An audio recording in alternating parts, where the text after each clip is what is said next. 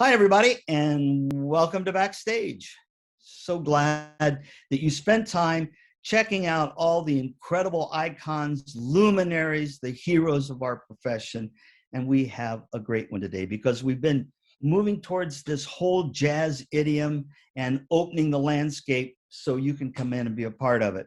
The gentleman that's with us today is the dean of the jazz education world. He was part of the start of IAJE and JEN, and he's in the Hall of Fame, and he's a vice president of the Midwest Clinic. And above all, Dick Dunscomb is just an incredible human being who's done more for jazz than anybody on this planet. So would you please help me welcome our guest, Dick Dunscomb? What is going on in Florida, my friend? Hello, Tim. It's so good to be with you today. Thank you. Things are bright and shiny. We're experiencing the best time of the year, nice temperatures, low humidity, which won't last long. True.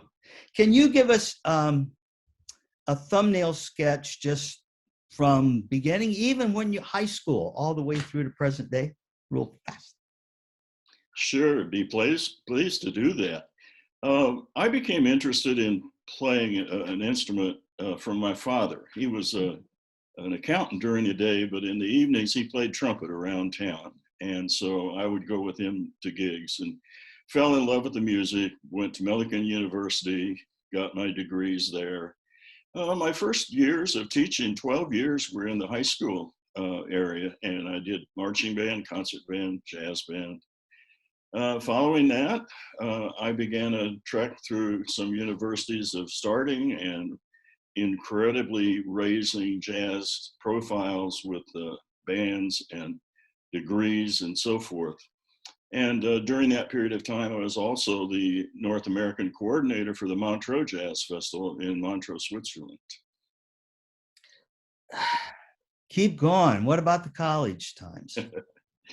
The colleges I was at were incredible, just incredible. The opportunity at Purdue to work with non-majors was, I think we ended up having 7 jazz bands at one point. I left there and went to Florida International University in Miami, where I was able to develop a program in 2 degrees in jazz and had a fabulous staff. Arturo Sandoval was a trumpet teacher. Paquito de Rivera did some saxophone. Gary Campbell, saxophone. Ignacio Baroa was the drum teacher. Jonathan Joseph also. I mean, it was an incredible opportunity.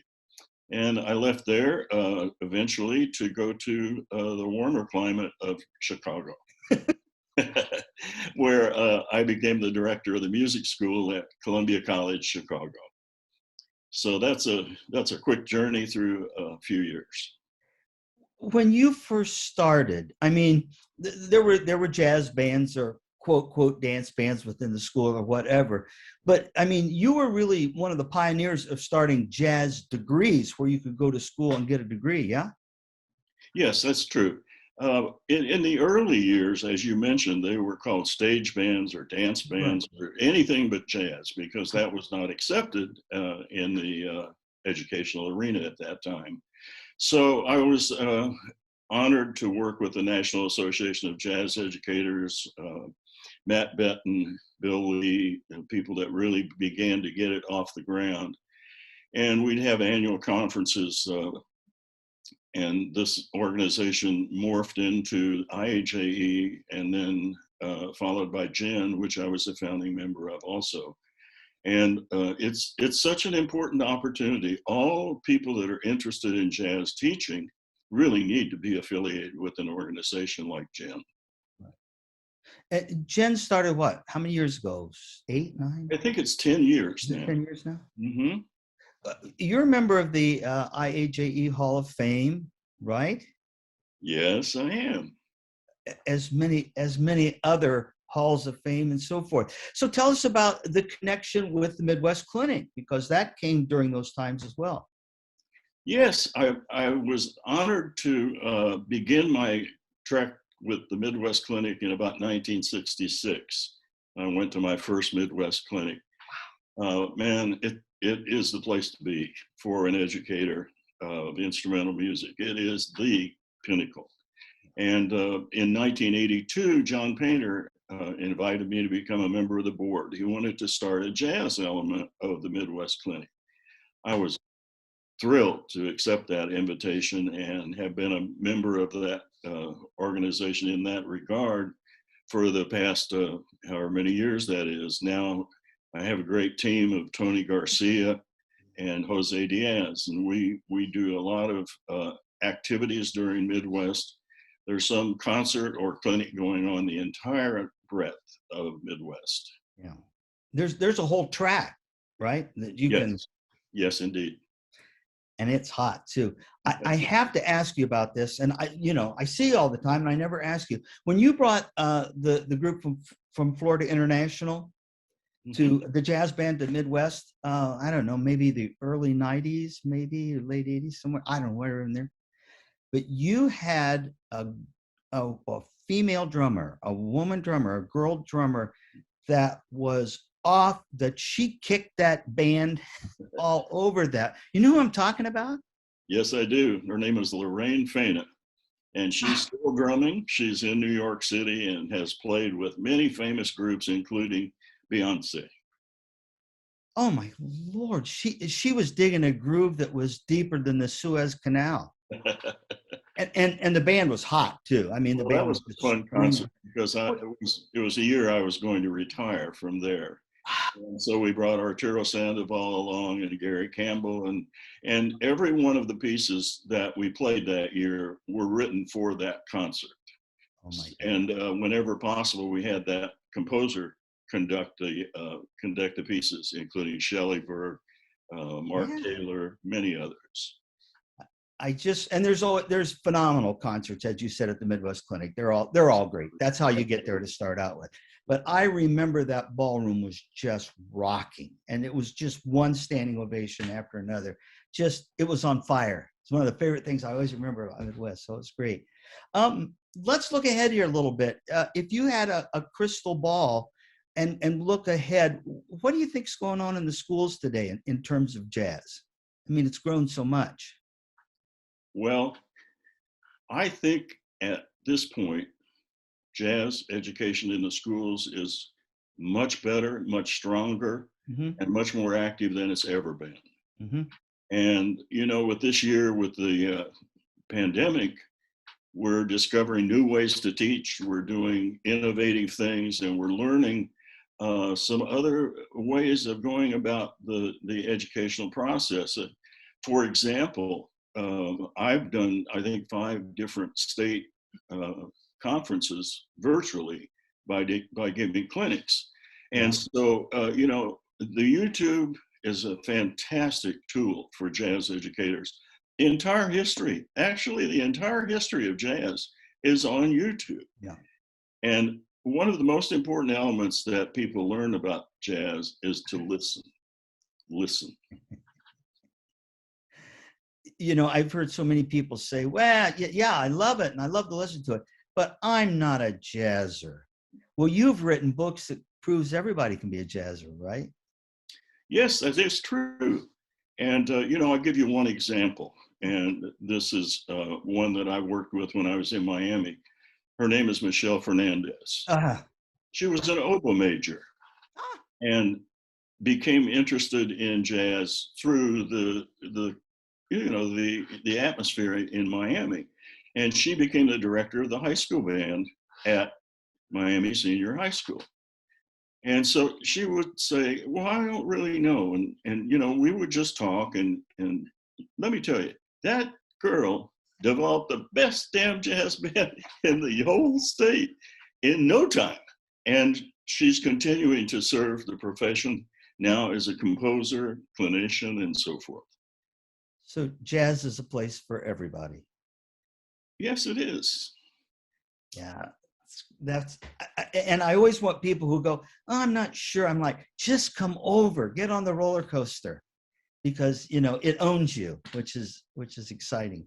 I know you've done a series, and I mean, you're one of our Conn Selmer clinicians, which is two thumbs up on that for sure. But you've done a series of interviews and so forth, and videos that we're going to put our arms around and make part of the Consummer Library. Tell us a little bit about that, because this is exciting. Thanks, Tim. You know, I have to tell you how proud I am to be associated with Consummer. They are really leading the way for partnerships in education and the world of selling today. It was an outgrowth of a jazz band method, which I wrote after I retired, and called Jazz Zone the Beginning. And this was a project that I put together with my publisher, Bob Dingley. It's called Jazz Zone Together. And it's an online interview, much like this. And our purpose in doing this is to educate, entertain, and educate more the young people and all of the people in the jazz field. We have interviews with professional musicians like Arturo Sandoval, Shelley Berg, Ignacio Baroa, Darius Brubeck. We have interviews with all of the leading educators at the collegiate level and also at the high school and middle school level. And we have also people that are in the publishing business, as Frank Alcar from Downbeat Magazine is one example. So yes, I'm thrilled that we're going to do it with Consummer, because it's a very important series that will live on for many, many years. And we've done 31 up to today. Wow. And that will continue. Well, and for everybody out there, I mean, really, one a night, and at the end of a month, you're going to know a lot about the entire jazz culture, because as you said, these are the best of the best. These are the creme de la creme that are cutting new pathways all the time too, in terms of jazz. This is going to be kind of unusual because you mentioned Consummer and the affiliation and so forth. I'm going to just go a little further at that. Because from the education standpoint, there's always been the education world and the music industry, music industry. How important do you think it is that these two work together as we head forward for the synergy? Well, I think it's always been critical, but today it's even more so. Yeah. And the fact that you all have established what you've established with your leadership in creating this synergy is invaluable. You're not only educating and providing clinicians, but you're also providing great deals in terms of instruments and working with the schools. You're helping them to find ways to get budget and to get grants. And I think that this is a model that we have to have going forward, and probably even an increasing emphasis on. Yeah, I don't think we can live alone. I think, we got to hook up the same wagons and move together. And many people are doing that right now. And because of people like you, because of the clinician, I still don't think there's anything greater than having a clinician stand in front of your group, maybe say the same thing the teachers said, but it's different, isn't it? Because you do clinics all the time. Don't you love to do that? I do. Yeah, I really do love to do it. And I think that most of the clinicians today have grown through this process of the jazz education field by following mentors into the way to do clinics. I mean, you don't want to go in and just say, I know everything. Like you said, you work with the director and find out what they've been saying so that you can reinforce that and then add whatever else you can to the equation. But yeah, it's really important that we have this ongoing. No man is an island. Boy, without this input from others. You're really not getting the whole context of what goes on. You have done a ton of writing.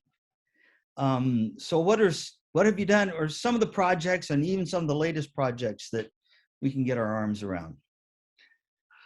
Yes, well, I have two books out, and the first book was directed toward educators and how to start and create and maintain a jazz program.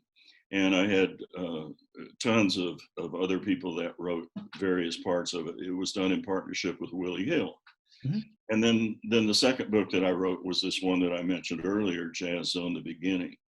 But I've done probably over 200 articles also for various approaches to teaching jazz. And I think one of the most important things that I have learned through this process of clinicking and writing is to get the educator to understand the rhythm section, because the rhythm section is really the heart and soul of the jazz ensemble.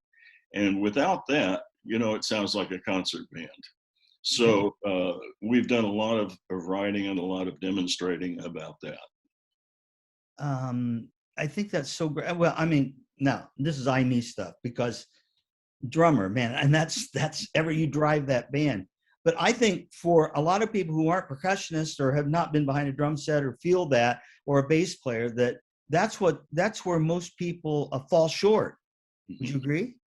I would agree. And I think that's, kind of falls back on the colleges and the universities that they're not providing as much information. And I understand why. I mean, there's so many courses you have to get in. But I think that this is an item because the majority of the people out there teaching are wind players. Yeah. Yeah.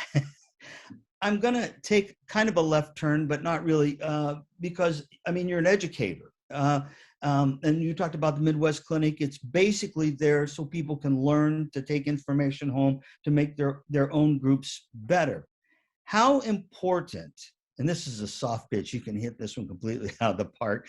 How important is the teacher in terms of connecting with the kids to develop a great jazz band? Well, obviously, it's totally essential. If you're not communicating, you're not going anywhere. And without that communication going both ways, you have to. And this is one of the things that I've learned through going to the Midwest and listening to clinics and concerts. You have to listen. You have to listen to the people that you're working with, but you also learn more when you're not talking. It's hard to do for you and I, but that's the fact.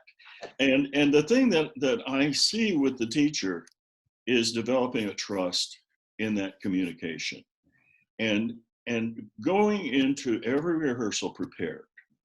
They really need that preparatory information solidly in hand so that when they get into the classroom, they can really communicate with the students. I think more than any place else. I mean, the math teacher goes in and teaches a math class. And if that math teacher leaves, they bring in another math teacher and it continues. Mm-hmm. You can have a great jazz program and that teacher leave and somebody else can come in and it can go down pretty fast. Yeah.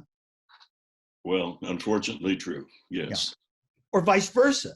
It could go up. Indeed. Yeah, it sure can. And Mr. Enthusiasm, Tim Lotzenheiser, if you don't have that enthusiasm going in and indicate your heart and soul is in this music and you want to share it and get them excited about it, then it becomes a lot more of a challenge. So, that once again, and you stress this and teach this more than anybody in the industry, you've got to have communication. Yeah. That was going to be my next question. How important is communication to the whole teaching and just music in general? Because that's what it is. How important is communication on a 1 to 10 scale, with 10 being the highest? Well, probably 12. But I think once again we have to get the student to understand what it is we're trying to get across. And I'm going to give you an example that I've used throughout the years, and this works every time. Play the music for them with a professional recording, and let them understand that the standard that you're trying to achieve is a professional standard. I don't care if it's a high school, middle school, whatever band. That's what we're trying to achieve.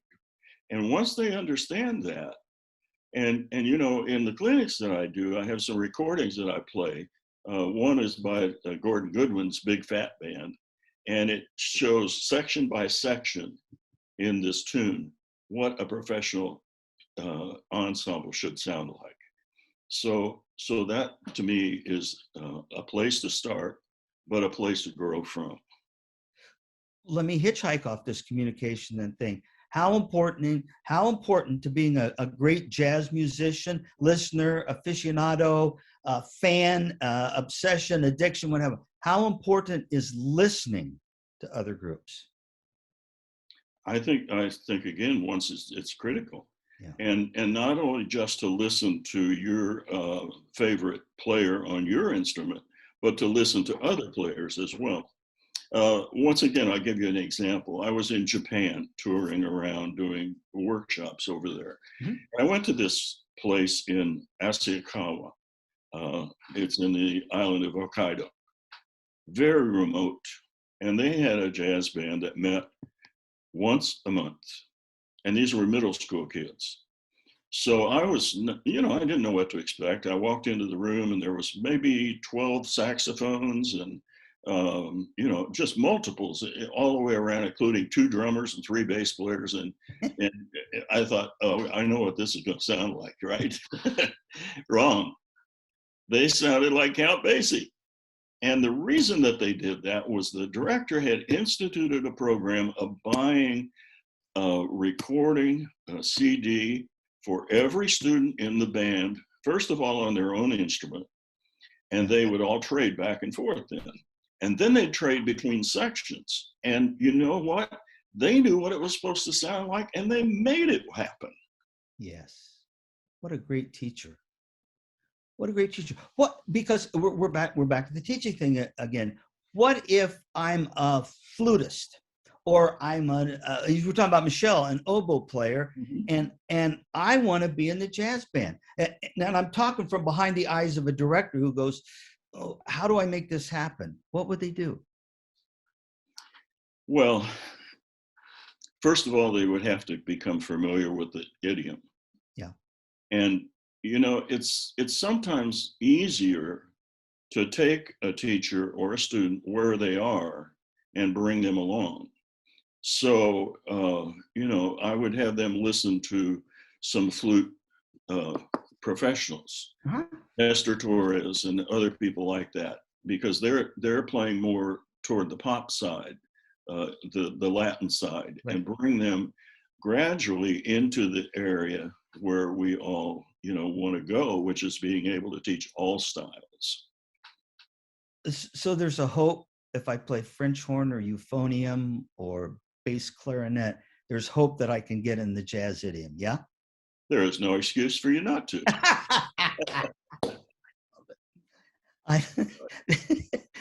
Because I think for a lot of kids, they go, well, I like it, but I could never perform in it because I don't play one of those instruments. Mm-hmm.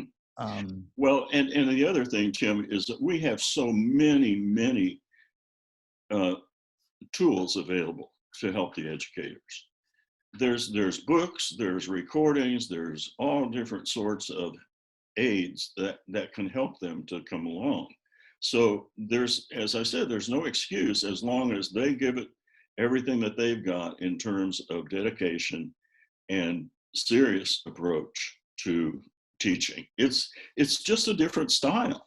It's, there's classical, there's romantic, there's this, there's that, and there's jazz. It's another style. When you were at Purdue, when you said you had 7 jazz bands, mm-hmm. and those were probably some pretty good players because those engineers were probably all, valedictorians or something of their class, right? That was really an interesting statement that you just made, because my top band, we would go to festivals and compete with other schools that had jazz programs. Yeah. And for 15 minutes, we could play just about as good as they could. But after that, it was over because they never practiced. That's it. Well, and Purdue, there's no music school, right? Right. And so, but just great. They were probably first chair in their high school band. Oh, all of them. at Sure. whatever it was. Oh, this is great. So I'm going to take another twist here because, yeah, if you got 7 jazz bands and they're all pushing each other to get to that top one, et cetera, that's one thing. What if I'm out in the middle of the prairie somewhere and my whole band program is 33 and there's no way I could ever get 5 saxophones or 4 trumpets or 4 trombones? Is it hopeless? Should I just give up and not have a jazz band? No, man. No. You know, we have so many great professional writers today. Mhm. And most of the major music publishers that do jazz have what they're called convertible series, where they can play with 4 different instruments and have a jazz band that has a rhythm section, piano, bass, and drums, or whatever you have. And you know, Jamie Aebersold, Oh, the king of play-alongs. I mean, if funny story, I was driving through the state of Texas one time, and I listened to a jazz station, and they put on this recording, and it was a Jamie Aebersold record, but no melody, nothing. It was just Jamie's rhythm section the whole time. backup. But he has over 100 recordings to listen to play along with, and that's just one example. Yeah, well, let's take that even further. So the situation I just described, how about small groups, combos, etc.? Combos are the place to begin to really learn to improvise. That's the place where you can begin to get into that. And once again, there are a lot of materials out there for combos that you can begin to work with. But even the best big band programs have combos, and their emphasis is on teaching the improvisation. Is improvisation possible for everybody? I suppose you could probably say maybe not everybody, but here's the thing. If you can sing, Mhm. and you don't have to be a great singer, but if you can sing a style in jazz, boo boo doo bop boo boo doo boo doo bop, then you can play it. Yeah, But you just have to go slowly. yeah. And one of the best jazz programs at the high school level that I've ever seen is Dillard High School. Chris Dorsey's the director. Mhm. He has those kids learning to improvise by transcribing recordings from the great jazz masters. They don't have to play the whole solo, but maybe a couple of measures and then a couple more, and then they evaluate each other, and it's amazing. It's really an incredible program. I've watched so many people, and they're like, no, no, no, just get 2 notes, Mhm. 3, and start playing. And all of a sudden, it's like enlightenment or something. They're like, well, I Yeah, can add more notes and more rhythms. sure, sure. It's just fun. Also, I again, I guess I'm looking for affirmation here. I don't know, but there's kids walking around the school that are great bass guitar players or guitar players, and they didn't join the band. They didn't get in on the pick your instrument night or whatever. The people can find players there too. Absolutely. Some of the best players that I've had during the high school years have come through that Yeah. portal. And the thing is that, you know, the best improvisers I found at the high school level before you started working with them were the guitar players, because Yeah. that's all they did. You know, they played without music, and they really could improvise. And as far as bass players are concerned, if they can keep steady time, I can teach them how to play different styles. Yes. And you know, that rhythm section component, piano, bass, drums, guitar, they're not used to playing in an ensemble. So for them, once they get into this idiom and playing together, it's a brand new and really satisfying experience for them. Yeah. I, I think everybody ought to have a run at it. It's like everything else. And it's like once you bump up against it or it gets in your blood, you're there forever Yeah, because you really do create at the moment. it's instant composition. I love it. Again, of course, we have a lot of teachers that watch this and a lot of college students that watch this. As you look to the future, what do you see happening in music education as a whole? Where are we going? What do you think's going? What's it going to be, particularly after this pandemic? Well, let's start with the pandemic. I think that we've learned a lot of new ways to educate through this pandemic. So taking those forward and combining those with the innovations that come along, I think we'll see new kinds of jazz as we have seen developments happen over the years. We'll go into new directions and we'll incorporate new kinds of approaches.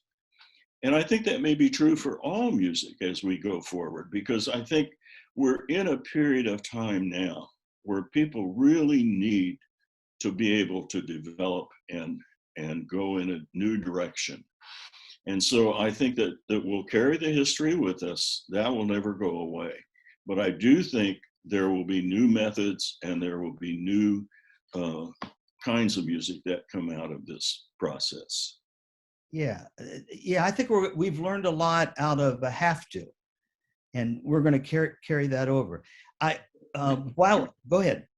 Just one more thing. Yeah. Another example of this is when I was at Columbia College in Chicago, a young teacher there, Bill Boris, developed a program that was a fusion program. And he would take an unusual set of instrumentalists and put them together in a fusion ensemble.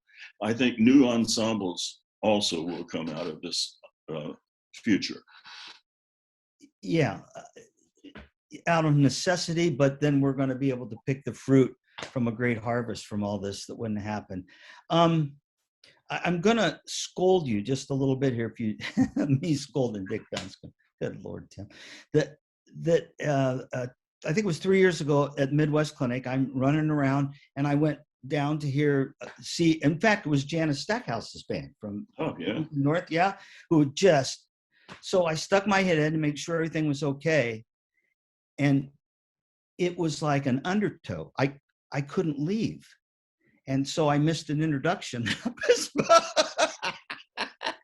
But it was so good. It like, the jazz wraps its arms around you and pulls it up against you. And there's no way I was going to leave. That band was just roaring. Well, thank you for saying that, Tim. And I will also go a little bit further and say that area down there at the McCormick place that we call it Jazz World. Yeah. And it's a smaller venue, seats about 1,000 people. Yeah. And we have a clinic room. And it is really an educational experience, but it's also spellbinding. Yes, it's carbonated, it's electric. So, all right. Well, I told you this 30 minutes would go by quickly, and it goes by too quickly. Two things. One is, and I asked this because Tony did a Backstage too. Mm-hmm. Tony Garcia. Because this is a whole world, your jazz world, right? At Midwest. This is a whole world unto itself. And will you please come back and so we can explore this a little further in another Backstage interview? It would be my pleasure, Tim. I'm always happy to be with you, I love that. So for all of you, there's always that last little coda we put on every Backstage. What advice do you have for all those teachers that are out there that are each day scraping the ice off their windshields and pulling up and spilling coffee in their lap, but going in and teaching great music education? What advice do you have for them? Just keep believing. Just keep believing and moving forward. It sometimes goes slow, but as long as you remain dedicated and interested in the education of your students, you're going to be successful. Yeah. How many years have you been involved in music education? How many years? Quite a few. More than 5. More than 5, less than 100. You know what, of the many things that I love about you is when you talked about enthusiasm, you are always on your A game. And people reflect it. And it's like, oh, Dunscomb's here. Man, we're all going to feel a lot better because he's going to make sure we're all moving forward. So you walk your talk, my friend, and you do it with a sense of class unknown in common hours too. Please tell Jackie I said hi. I love you both dearly. And thanks for giving us a huge hunk of your time. And to all of you, I beg you, don't watch this once. Watch it several times and study it, because there's wisdom integrated in everything that Dick Dunscomb shared with us. So we'll see you next time on Backstage. Thanks again, Dick. And for all of you, let's make some good music. Thank you. Bye-bye.